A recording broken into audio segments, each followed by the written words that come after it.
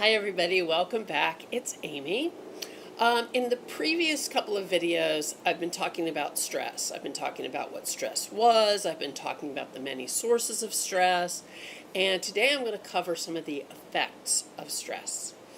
When stress is not handled properly, what may happen is your reasoning abilities may break down or completely disappear. You're not sensible or pleasant to be with. You're unable to see alternatives or options. You may not even see obvious possibilities to solving your problems.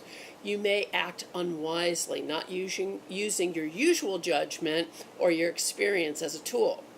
You have tunnel vision, no real perspective. You're not productive. You have poor work quality. You have wasted activities. You might be wasting your time on fruitless self-accusations and dissatisfied feelings. You have an inability to be creative. You're not fully aware of the consequence of your behavior. You're not able to listen to others if you're stressed. You're irritated, you're annoyed, you're fed up, you're frustrated, you're dissatisfied, you're furious, you're outraged, and you're really unable to listen. You're angry, you're resentful, etc. And what usually happens with this stress is you always end up dumping it on your family, your friends, your relatives. And this further increases your stress because now you have these guilty feelings about dumping the stress. You might have marital problems because of this. You might have a loss of support, love, and affection from these people who you've dumped on. It may even result in divorce and child abuse or both. You have a disruption in the ability to interact and understand other people. You may suffer from depression, from helplessness, hopelessness, anxiety, tension, worthlessness, inadequacy, rejection, etc. You might drink and smoke more. You might eat more. You might experience sleeplessness and a loss of sexual desire. Now, for these reasons and others, it's easy to see why stress management is a good subject to be included in a sex offender rehabilitation program. But another problem with stress is what it happens to you physically from this stress. Many illnesses and diseases are often a result, at least in part, from exposure to stress. Things like hypertension, which is high blood pressure. This is when there is excessive and damaging pressure of the blood against the walls of arterial blood vessels. Blood pressure, normal blood pressure, is about 120/80. That's considered normal. Blood pressure and cholesterol increase in times of stress.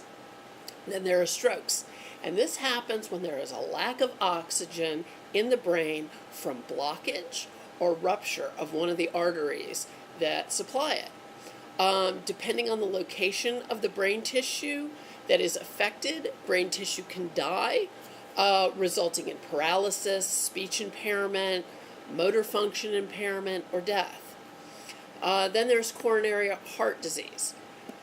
Stress may accelerate your heart rate, and this increases your blood pressure, increases cholesterol, and fluid retention. This results in increased blood volume. So the relationship between stress and heart disease is pretty easy to see. This increased blood volume leads to blockage and eventually decreases the elasticity of the coronary arteries and other arteries. Then there are things like ulcers. These are cuts in the walls of your stomach or other parts of the intestine. When you're stressed, there is an increase in hydrochloric acid in the stomach. Migraine headaches, I get these. These are not just regular headaches by any stretch of the imagination. Migraines are caused by a contraction of the carotid artery on one side of your head, followed by the artery dilating. And that's what causes that throbbing. These headaches can last for 6 hours or more. Some people even have them for days.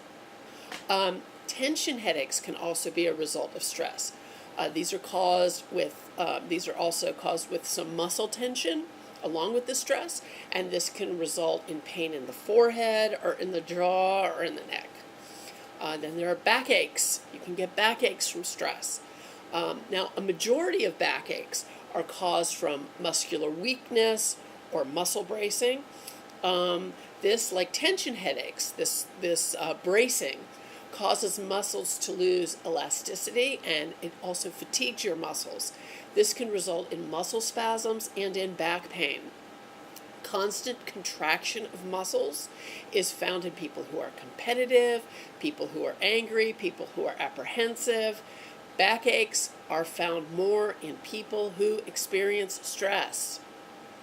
Now, there are relaxation exercises that can be found online, and that might alleviate some of these things. Another thing that causes stress is lack of time management. I think we all have some issue with this. So I'm going to talk about that next time. And until next time, I really hope that you will subscribe to my channel. I hope that you will share these videos with someone who you think they can help. And I also hope that you will feel free to get in touch with me through this channel, or through Facebook, or through Instagram, or through Twitter. And until next time, be well.